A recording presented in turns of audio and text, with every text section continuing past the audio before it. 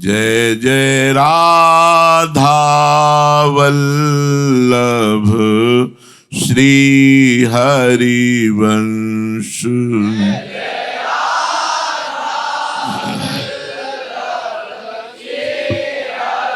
वंश जय जय श्री वृंदावन श्री बनचंद।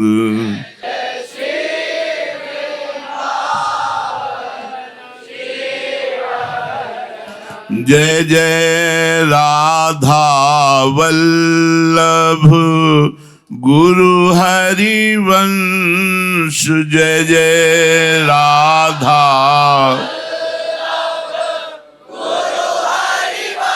जय जय गुरु वृंदावन गुरु बनचंद। जय जय गुरु वृंदावन चंद। जय जय राधा वल्लभ श्री हरिवंश।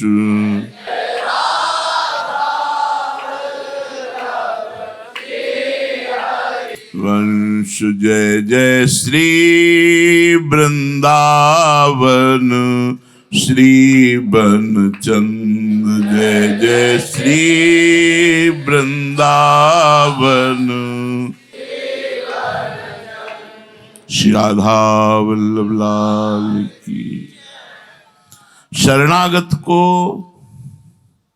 मेरा मन मेरी बुद्धि ये अशुद्ध है, इसकी भी चिंता नहीं करनी चाहिए। शरणागत होना बहुत कठिन बात होती है। शरणागत होना बहुत कठिन बात होती है। अपनी मन अपनी बुद्धि अपनी इंद्रियों को अपनी चेतना को भगवत स्वरूप में समर्पित करना, गुरु के चरणों में समर्पित करना बहुत बड़ी बात होती है। मेरी वृत्तियां ठीक नहीं है, मेरा भाव ठीक नहीं है, इसकी भी परवाह नहीं करनी चाहिए। कारण क्योंकि भगवान सर्वशक्ति संपन्न है और वो जब जैसा चाहेंगे कर देंगे। हमें केवल बाट जो होनी है भगवान की कृपा की। हम सबके अंदर दोष और गुण विद्यमान है।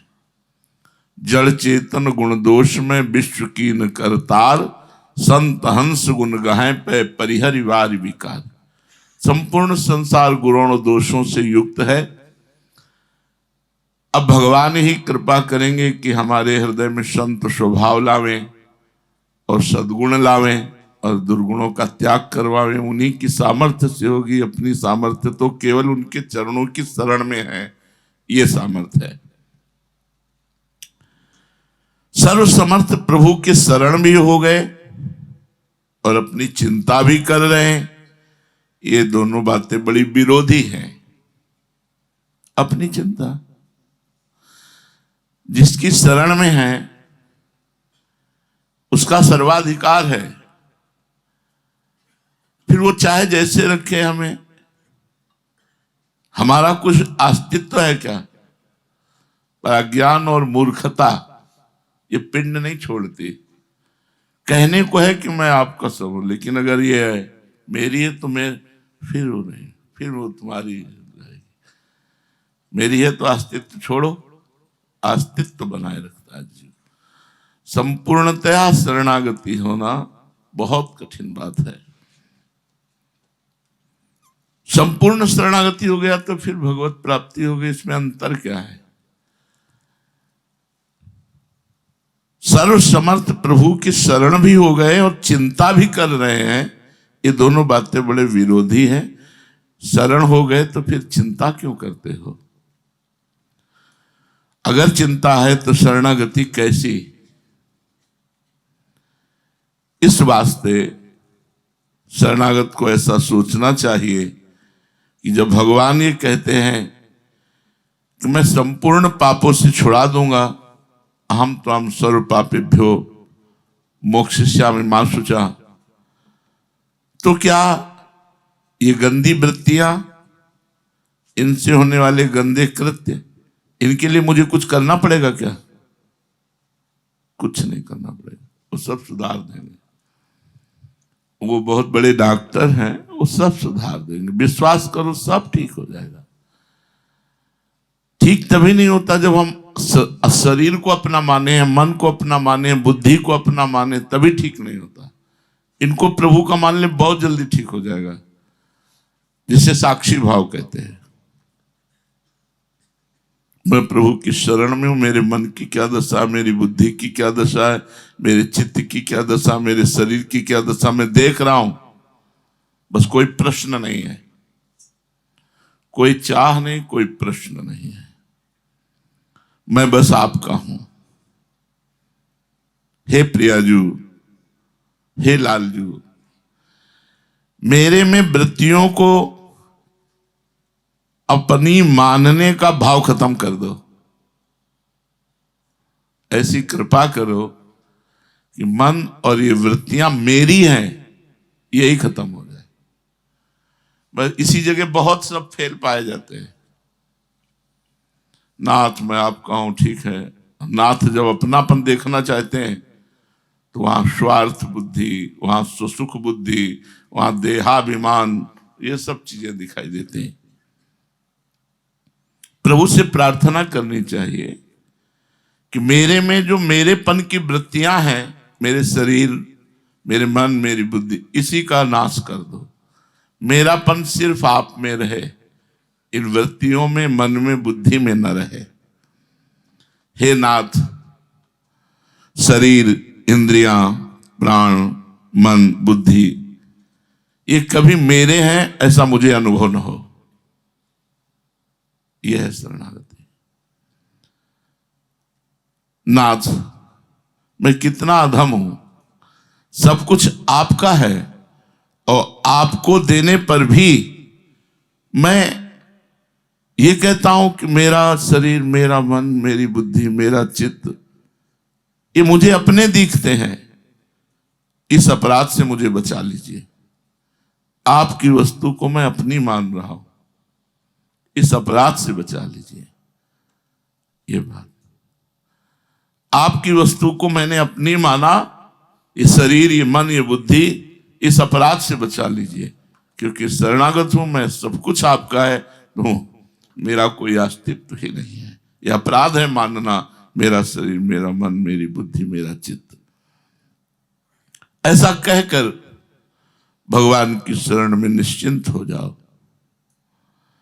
निर्भय, दो प्रकार का भय होता है। एक आचरणों की कमी होने से भीतर से भय पैदा होता है। कोई मेरी ये बात जान गया तो, मेरे में कमी है, कोई ये बात जान गया तो, ये भय। और बाहर का बिच्छू, बाघ और मूर्ख लोग, दुष्ट लोग, इनसे भय होता है। शरणागत भक्त को इन दोनों प्रकार के भय से भय नहीं करना चाहिए। इतना ही नहीं, पतंजलि महाराज ने तो मृत्यु के भय को भी दोष माना है, भय मानना। मृत्यु का भी भय नहीं होना चाहिए। और भय तो भय जाने दो, मृत्यु का भी भय नहीं होना चाहिए।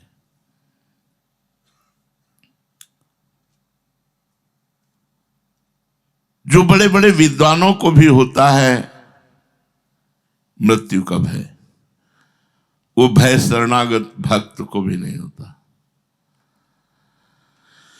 अब मेरी वृत्तियां खराब हो गई हैं, ऐसा भय जो साधक के अंदर बैठ गया है, उसको निकाल देना चाहिए। मेरी वृत्तियां नहीं, भगवान की वृत्तियां हैं। भगवान की वृत्तियां भगवान को दे दिया है, मेरी वृत्तियां नहीं। बस ये समझना है, बहुत कठिन है ये समझ आ गई तो सब ठीक हो गया। यही समझ आना सबसे कठिन बात है। भगवान की कृपा मुझे डुबो रही है। मैं हर समय भगवान की कृपा से पोषित हो रहा हूं। अब मेरे को इस बात का भी भय नहीं कि मेरे अंदर काम, क्रोध, लोभ, मोह, मद, मत्सर आदि की वृत्तियां हैं। मेरे में नहीं, ये अंतःकरण में। देखो अभी से निश्चिंत हो गए। इन वृत्तियों को न मैं शुद्ध कर पाया हूं न शुद्ध कर पाऊंगा। क्यों? क्योंकि इनको मेरी मानना ही मलिनता है। और जिस समय इनको भगवान को समर्पित कर दिया तो ममता मल जरी जाए, उसी समय ये पवित्र होना शुरू हो जाएंगी जिस समय अपनी वृत्तियों को भगवान को समर्पित कर दोगे। तो आज से नियम लो कि मैं अपने मन को मन नहीं अपना मानूंगा, बुद्धि को बुद्धि नहीं मानूंगा, वृत्तियों को वृत्तियां नहीं मानूंगा।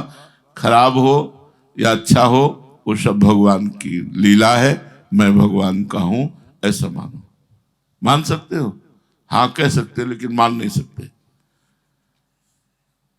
बहुतों को देखा है कहते हुए कि ये शरीर आपका है, मन आपका है, बुद्धि आपका, मेरा क्या अधिकार। और 100% वो अधिकार अपना ही रखता है। 99 नहीं कि 1% आपको छूट देते हैं, 100% वो अपना अधिकार अपने मनोराज्य में रहता है। अब वास्तव में मैं कभी भूल नहीं करूंगा, इनको कभी अपना नहीं मानूंगा, केवल भगवान की है ये। क्या सुंदर सिद्धांत। वास्तविक भगवान। कल एक प्रश्न कर रहा था कि मैं समर्पित नहीं हो पा रहा हूं। तुम कहा है क्या तुम्हारा? तुम्हारे बाप बाबा को भी जितने रचा उसी का तो सारा वैभव है। केवल मानना है मेरा, यही तो तुम्हें दुख दे रहा है जो मान रहे हो। लोग ऐसी शंका करते हैं कि भगवान की शरण में होकर उनका यदि हम भजन करेंगे तो भक्त और भगवान दो हो जाएंगे। द्वितीयाद्वै भयम भवति, द्वितीय में द्वैत में भय होता है। तो ये शंका बिल्कुल अज्ञान पूर्वक है। भय दूसरे से होता है, भगवान दूसरे हैं क्या? अपनी आत्मा है। आत्मा का चिंतन करना द्वैत का चिंतन है क्या? शरीरों का चिंतन करना द्वैत का चिंतन है। आत्मा का चिंतन करना, आत्मस्वरूप भगवान का चिंतन करना अद्वैत का चिंतन है। इसलिए निशंक हो जाओ। जो बात होनी थी वो हो गई, जो होनी है वो होगी, जो होना नहीं है वो कभी नहीं हो सकता। फिर शंका क्यों करते? जो होनी तो होगा ही, देखा जाएगा। शंका किस बात की? उसको लेकर के जो शोक होती है, ऐसा क्यों हो गया, ऐसा नहीं होना चाहिए था। अगर नहीं होना चाहिए था तो भगवान ने क्यों करवाया? होना चाहिए था, ये जरूरी था, इसीलिए हुआ। ऐसा ना हो जाए। होना होगा तो हो जाएगा, नहीं होना होगा तो नहीं होगा। हम उस पर क्यों जाए? ना हमें भूत की चिंता करनी है ना भविष्य की, वर्तमान में भगवान का चिंतन करना है। कुछ लोग इसी को लेकर शोकित होते रहते हैं। ऐसा हो गया, ऐसा हो जाए, पता नहीं ऐसा हो जाए। बीती हुई बात को लेकर शोक करना बड़ी भारी भूल है, क्योंकि जो हुआ वो अवश्यंभावी था, होना ही था, ऐसा ही होगा। कि हम नहीं चाहते कि इसे छुएं, लेकिन यंत्रवत जैसे रिमोट दब गया तो हाथ उठा और इसे छू लिया, उठा के किसको। तो सोचते हैं ना तो मेरी ये चाहत थी, ना मेरा ये संकल्प था, ना मेरा ये कर्म था। तो लगता है कि जो हो रहा है उसमें तुम्हें क्या परेशानी है। फिर लग रहा है इसमें तो ये जो क्रिया है ये निम्न कोटि की हुई, इसका परिणाम असत हो सकता है। तब फिर आता है कि ज्ञान लगाते हो। अगर उनको थप्पड़ चलवाना है तुम्हारे ऊपर तो तुमसे वही बात कहवाएंगे जिससे तुम्हारे थप्पड़ चले। यदि तो यश करवाना है तो वही बात करवाएंगे जिससे यश हो। निंदा करवानी तो वही बात करवाएंगे जिससे तुम्हारी निंदा हो। तुम्हें अब क्या चिंता करना है? बस तुम शरणागत रहो। जिस समय जैसा वो चाहते हैं वैसे बिल्कुल निश्चिंत रहो, निश्चिंत हो जाओ भगवान की शरण में होकर। भगवान के संबंध में कभी संदेह न करो कि पता नहीं उन्होंने मुझे स्वीकार किया है कि नहीं। प्रत्युत इस बात को देखें कि अनादिकाल से जिन्होंने मुझे स्वीकार किया, अनादिकाल से, मैं उन्हीं का हूं, ममई वांशो। आज मुझे अवसर मिला है कि उन्हें हम स्वीकार कर लें। अनादिकाल से भगवान, बड़ा कारुणिक थोड़ा सा प्रसंग आता है पुरंजनोपाख्यान में। जब पुरंजन स्त्री की आसक्ति में स्त्री स्वरूप बना और उसका मद्र नरेश राजा युद्ध में मारा गया और वो अपने पति के शव के पास बैठ कर रो रही थी, तो पीछे से आवाज आई, ए मित्र, तू ना स्त्री है ना पुरुष है। तो आवाज सुनकर, तुम किसके लिए रो रहे हो? देखो तुम मेरे स्वरूप हो, मैं तुम्हारा अविज्ञात नाम का सखा हूं और जन्म जन्मांतर से तुमको मैं प्यार कर रहा हूं, लेकिन तुम मुझे नहीं जानते हो। वो भगवान बोले थे। बड़ा सुंदर उस समय का, मैं अविज्ञात नाम का सखा हूं जिसे तुम जानते नहीं हो, पर मैं तुम्हारा मित्र हूं। तो भगवान तो अनादिकाल से हम पर कृपा करते चले आ रहे हैं। आज हमें स्वीकार करना है कि मैं श्री भगवान का हूं और श्री भगवान मेरे हैं। भगवान की शरण होकर ऐसी परीक्षा ना करो कि भगवान की शरण में हो गया हूं तो मेरे में ऐसे लक्षण घटने चाहिए। ये भी नहीं, एक भी लक्षण शरणागति का नहीं है तो भी मैं शरण में हूं। एक भी लक्षण शरणागति का नहीं है तो भी मैं शरण में हूं। ऐसा कभी मत परीक्षण करो, परीक्षा मत करो कि मेरे में लक्षण घटने चाहिए जो मैं भगवान की शरण में हूं। ऐसे ऐसे लक्षण मेरे में नहीं है तो मैं भगवान की शरण कहां हूं?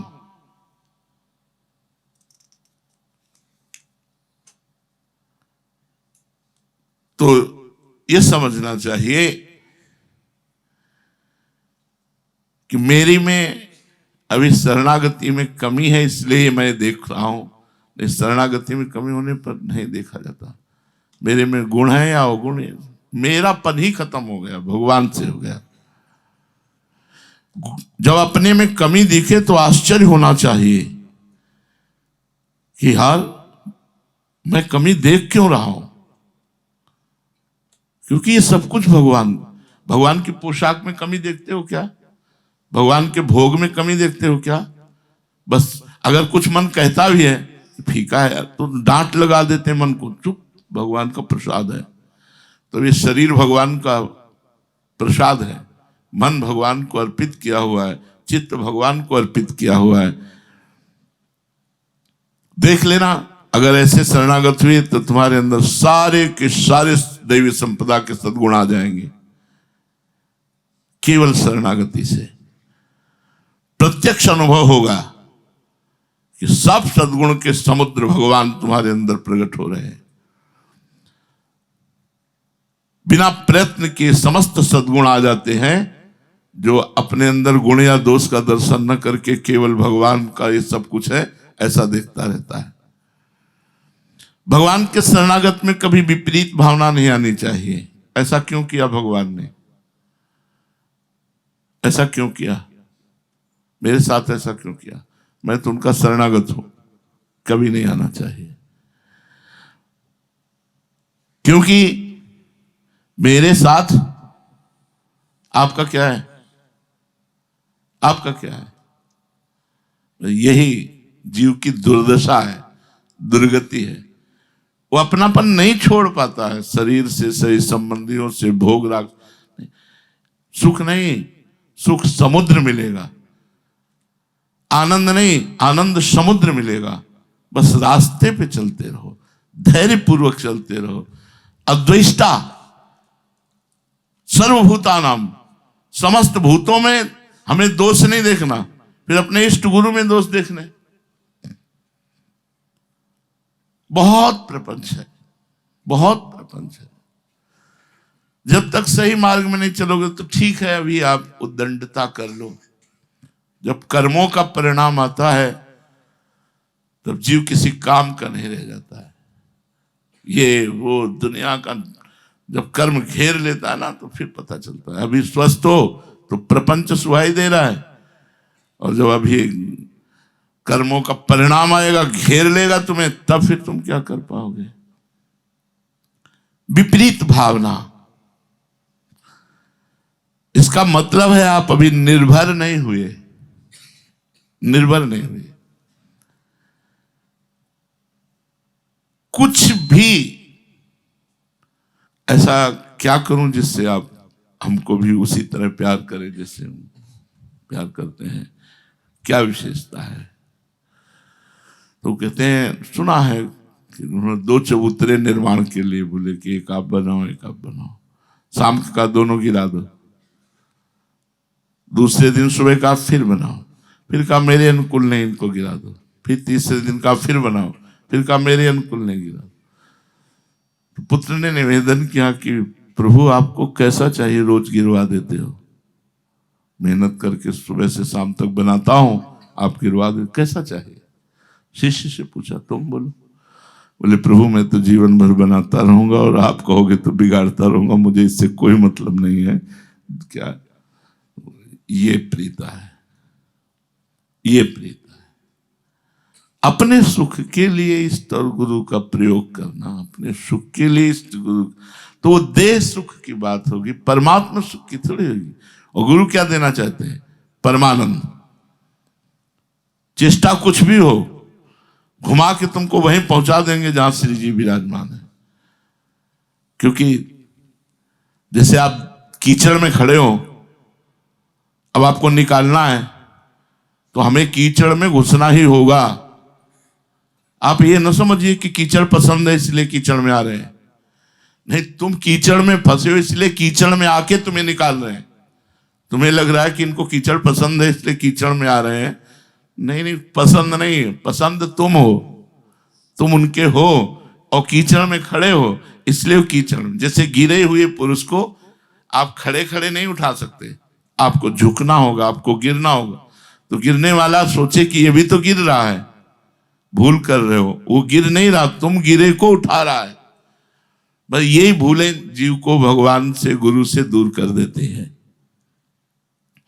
तो विपरीत भावना, इसका त्याग करके भगवान की शरण में हो जाए तो जीव निहाल हो जाए। श्री राधा वल्लभ लाल की जय।